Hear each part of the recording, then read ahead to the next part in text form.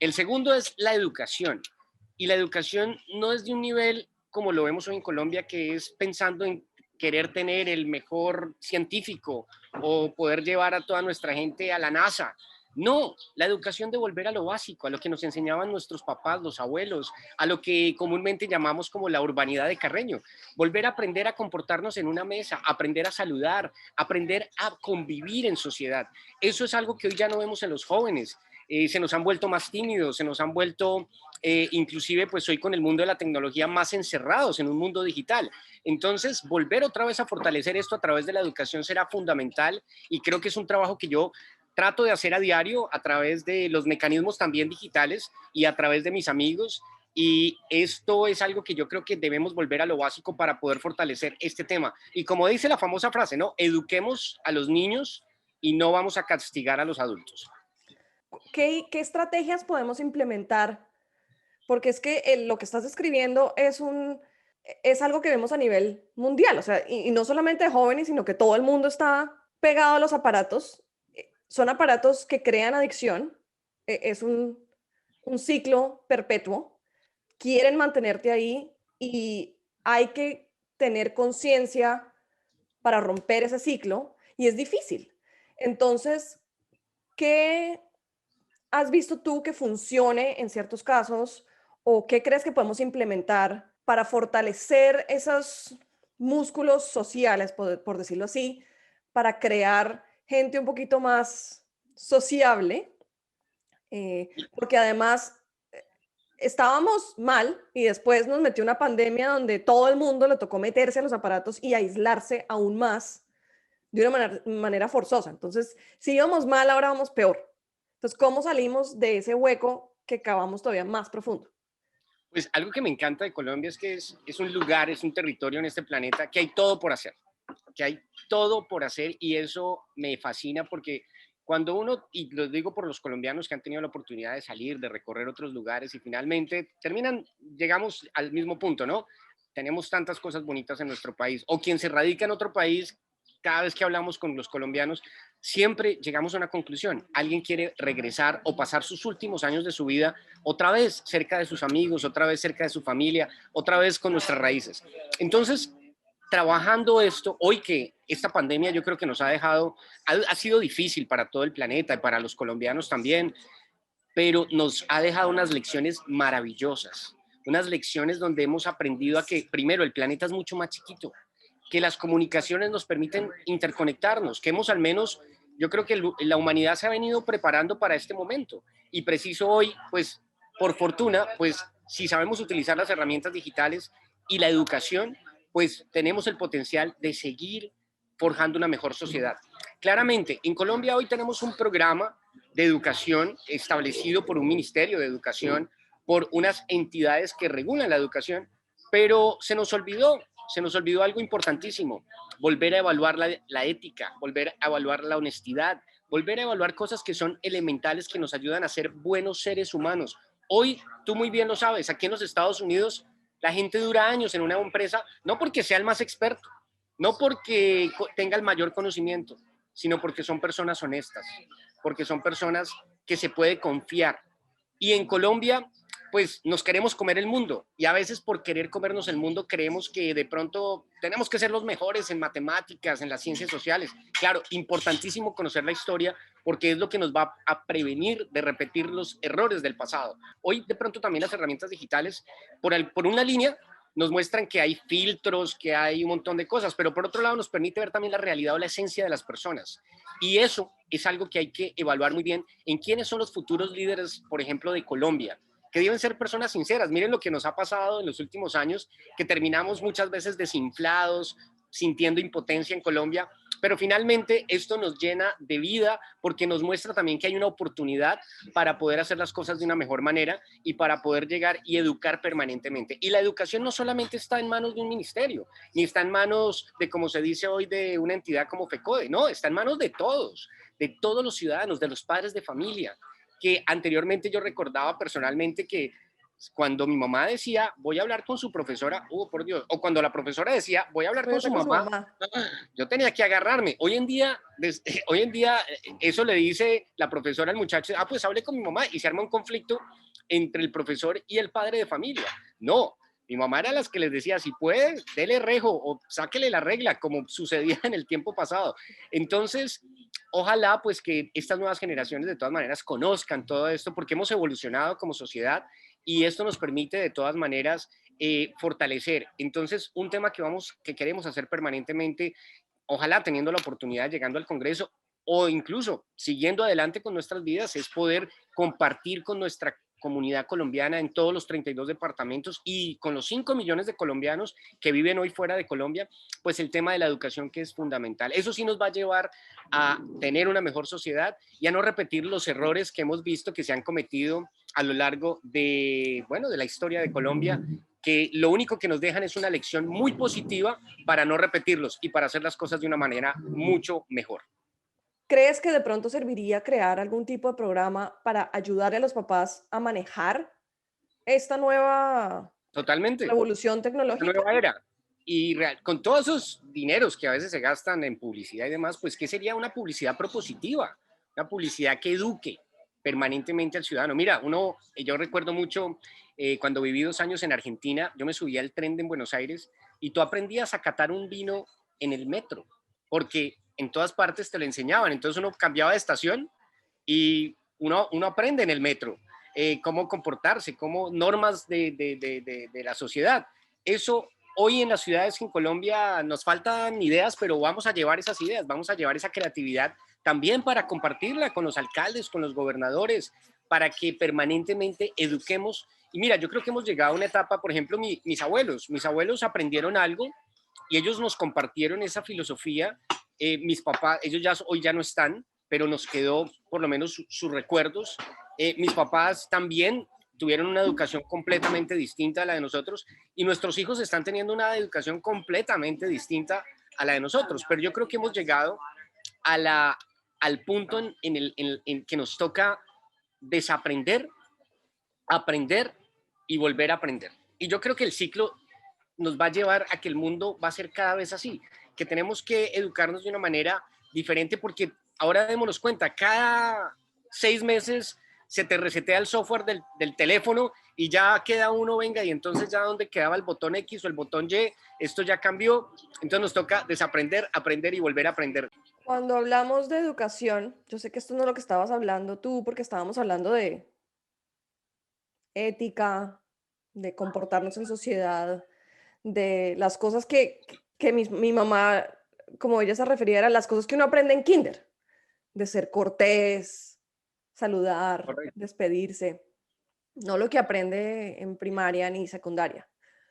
Pero nuevamente hablando sobre la situación que estamos viviendo aquí y la dependencia de la tecnología y la comunicación, ¿qué oportunidades ves tú para ayudar a igualar los niños que no tienen acceso a Internet y está creando lo que aquí en Estados Unidos llamamos la división digital, que la gente que tiene acceso a Internet está acelerando su aprendizaje y los que no tienen acceso a Internet se quedan y se quedan y se quedan y se quedan cada vez más? Eso es algo que tal vez estás pensando como una oportunidad si llegas al Congreso. Correcto, mira, tener acceso a la información es fundamental, pero saber administrar esa información también es muy importante. Entonces, porque hay veces tenemos todo el acceso completo a la información y desafortunadamente no la aprovechamos. Una de las cosas importantísimas en Colombia es poder motivar a todos los alcaldes, gobernadores y todo el sector educativo, por supuesto. Hoy, por ejemplo, con la pandemia, miren ya lo que ha pasado. Y una de las primeras cosas en lo que verdaderamente el gobierno debió haber invertido o se debe hacer de aquí en adelante es conectar a todos los colegios. Tenemos en este momento en Colombia en promedio 8.200 instituciones educativas. De esas 8.200, perdón, tenemos 12.600, incluyendo los colegios privados, pero 8.200 son colegios públicos. Esos colegios públicos deben tener la mayor cantidad de herramientas digitales y, por supuesto, Que suceda como en otras naciones. Le damos las herramientas a los estudiantes para que sepan utilizar las herramientas, porque de nada sirve tampoco darles todo, pero no guiarlos, porque entonces se nos vuelve un problema porque tienen acceso a muchísima información. Hay que saber utilizar esa información. Y uno cada vez se va dando cuenta en la experiencia que uno necesita menos y que uno se va casando con ciertas cosas que son las que verdaderamente le sirven a uno en la vida. Sin duda, muchas cosas van evolucionando y eso nos permite a nosotros saber, pero sí, haremos un trabajo muy fuerte en esto, en que Colombia crezca en conectividad para que exista esos dos principios que son fundamentales, equidad, igualdad, porque a veces lo que es equitativo para ti de pronto no es lo mismo que yo necesito, pero sí poder organizar esa parte. Y eso no hay que hacerlo solo en la educación. Mira el tema, la educación nos va a llevar a tener una balanza en la justicia. La justicia es fundamental. Colombia hoy tiene, por ejemplo, 121.000 personas privadas de la libertad. Tenemos 138 establecimientos carcelarios. De esos 138 establecimientos, tenemos una sobrepoblación de 42.000 personas. Imagínate todo el municipio de Melgar, que tiene 37.000 habitantes, metidos en una sobrepoblación absurda que, ¿cómo no se nos ha ocurrido antes darle organización a esto? Escucha uno a nuestros líderes hablar que hay que sacar, por ejemplo, a esas personas irresponsables que no han cumplido al ser padres de familia y darles hasta subsidios del Estado. No, mira que las sociedades nos han demostrado que uno valora lo que uno se esfuerza, y hay que brindarle ese valor a la gente.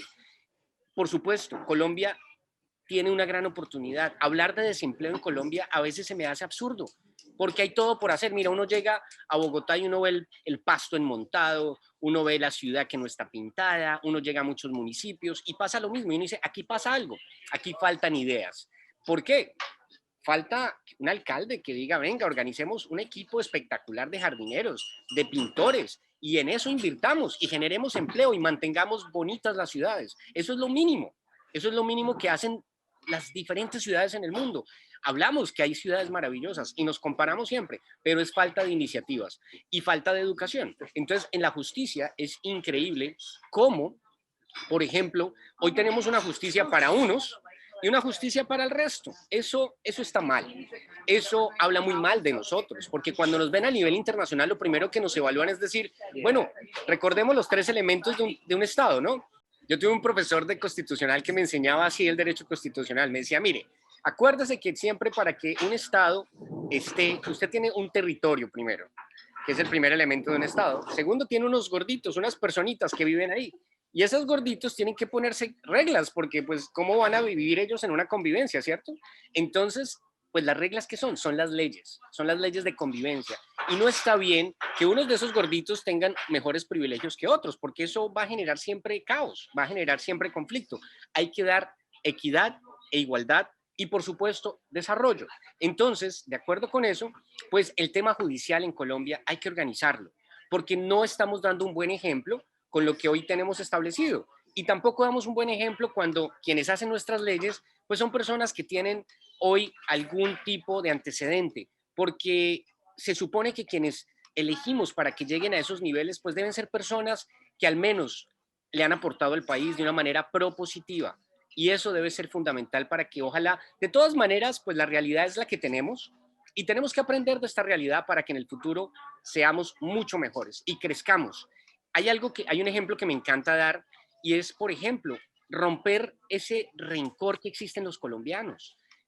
Mira, démonos cuenta a ver si hoy Japón le guarda tanto odio, por ejemplo, a los estadounidenses, después de que les botaron no una bomba atómica, les botaron dos, y con diferencia de días. O sea, hubo tiempo para reflexionar, hubo tiempo para decir, wow, un momento, esto no está bien, pero no, se tomaron decisiones y se eliminaron dos ciudades por completo. Y hoy Japón le guarda rencor y odio a los Estados Unidos o a los territorios estadounidenses. Todo lo contrario, Japón se convirtió en una potencia que puso a los estadounidenses a consumir productos japoneses de una manera increíble. Así que ese ejemplo es lo que tenemos que crecer en Colombia. Sin duda, hemos vivido momentos muy difíciles, pero de una manera propositiva, estudiando nuestra historia, debemos llegar al momento en que ya superemos, crezcamos en conciencia y podamos realmente disfrutar de unas acciones entre nosotros, que es lo que realmente nos va a dar paz. La paz no es una firma, la paz no es ni siquiera un acuerdo, es la suma de acciones de nuestra ciudadanía para que esos gorditos pues vivan tranquilamente. Acabas de decir algo muy importante que va nuevamente a algo que nos apasiona y a ti y a mí, que es la participación en la política, porque estabas diciendo que desafortunadamente a esos gorditos los rigen personas que tienen antecedentes, pero esto va a tu dicho, que yo no lo digo tan bonito. Esos gorditos se subieron a esos cargos porque la gente no puso suficiente atención a la hora de elegir o pues decidieron no votar o no averiguaron. Entonces la pregunta que te tengo yo a ti, que es algo para educarnos a todos, ¿cómo podemos averiguar quiénes son esas personas que están en la papeleta de votación? ¿Cómo podemos saber si tienen antecedentes o no? ¿Cuál es la manera más fácil para que la gente averigüe eso? Porque es que una de las razones por las que yo creo que la gente se desconecta de la política, aparte de que muchos políticos son unos corruptos asquerosos que roban plata y uno dice, que uno dice, no, nada va a cambiar, entonces uno ya tira la toalla. Uno de los problemas que yo veo que pasa en Colombia, que pasa en Estados Unidos, es que es tedioso, cuesta trabajo. Y si te cuesta muchas horas averiguar una vaina que supuestamente debería ser relativamente sencilla, pues entonces no lo haces. ¿Cuál es una manera sencilla para que la gente averigüe sobre los candidatos por los cuales podrían votar para asegurarse que están eligiendo a la persona correcta? Hay unas herramientas, inclusive con toda esta era digital, hoy es más fácil.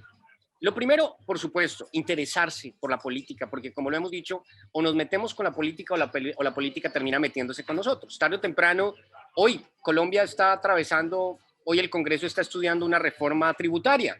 Y queramos o no, el día de mañana vamos a comprar el pan, la leche o cualquier cosa y me va a salir un poco más costoso. Y eso es un resultado de las personas que yo ayudé a elegir. ¿Por qué?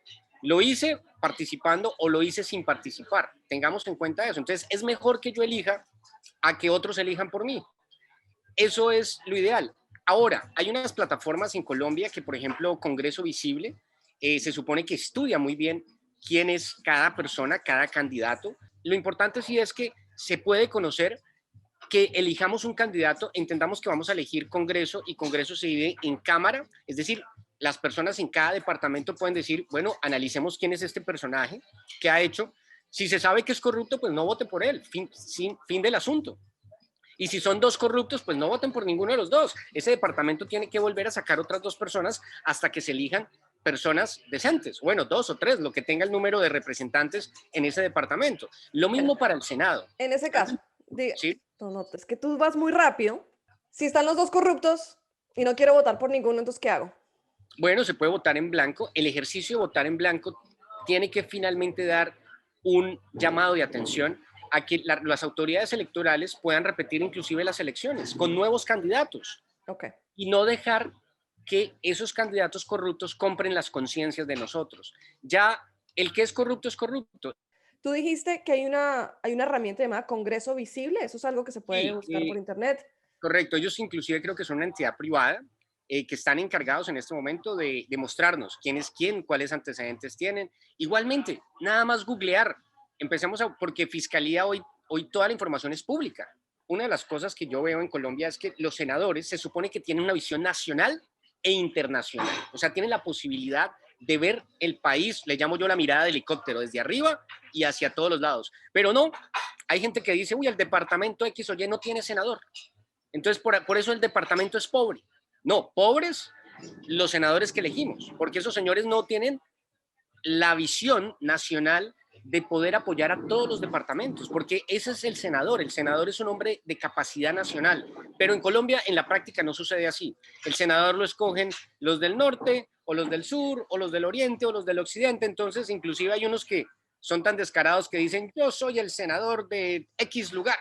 No, senador tiene una connotación nacional y por esa razón nosotros también debemos entender que cuando vamos a elegir a un senador, ojalá ese senador tenga una perspectiva muy amplia para que pueda trabajar en pro de todos los colombianos, porque los temas que van a pasar por su escritorio no involucran solamente a los del departamento Y o X, involucra a todo el país. Y muchas veces pues tenemos gente que solo legisla para allá, para su grupito. Y de por sí entonces eso también le podemos llamar corrupción. Para sus gorditos, que va Los gorditos, nuevamente al sí, punto que dijimos antes, que si hay algo que nos enseñó esta pandemia es que el mundo es muy chiquito, el país es más chiquito, estamos muy conectados, dependemos mucho los unos de los otros y enfocarnos solamente en nuestro rinconcito es como los tapar, caballos que tienen, sí.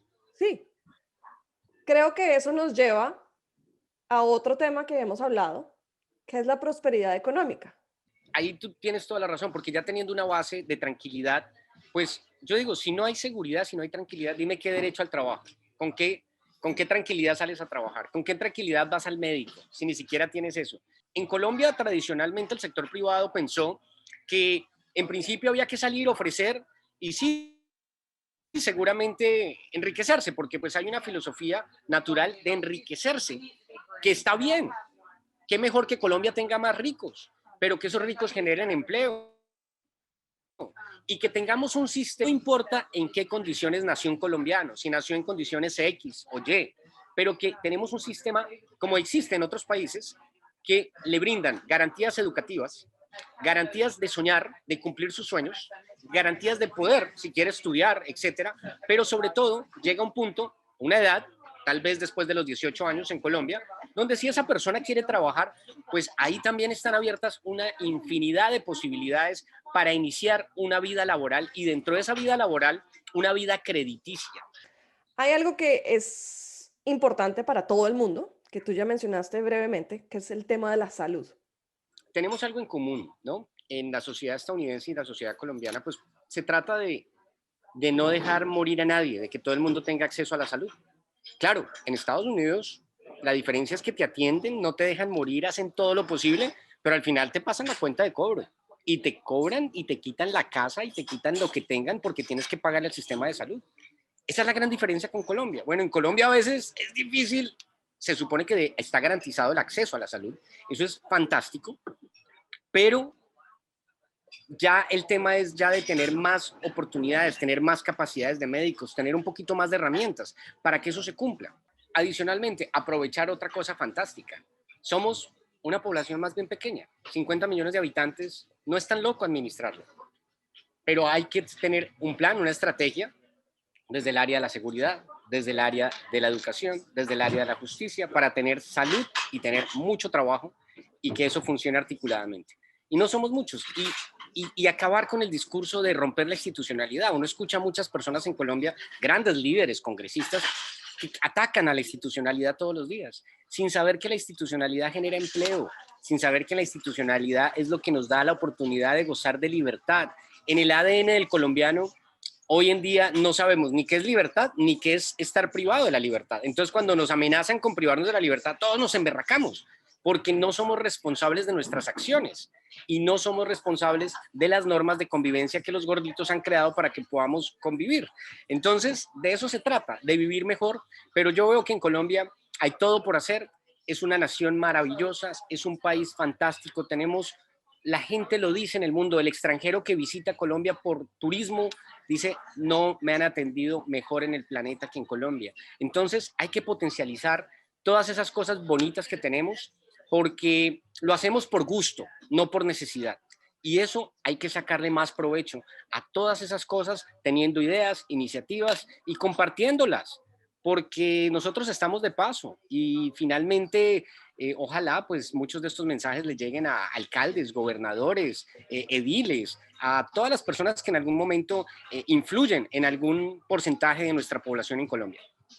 Y nos queda un tema, yo digo que al final que me encanta tocarlo, por eso siempre hablo de 5, A ver, valorar nuestro medio ambiente. Es fantástico.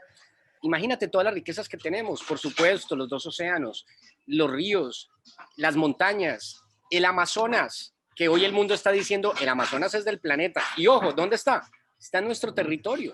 Pues saquémosle mucho jugo a ese tema, en cuidarlo, en quererlo en que por supuesto potencialicemos nuestras culturas ancestrales, todas nuestras comunidades indígenas, y no que eso no se nos vuelva un problema porque hemos evolucionado. Recordemos que en la Constitución del 86 los tratábamos de salvajes.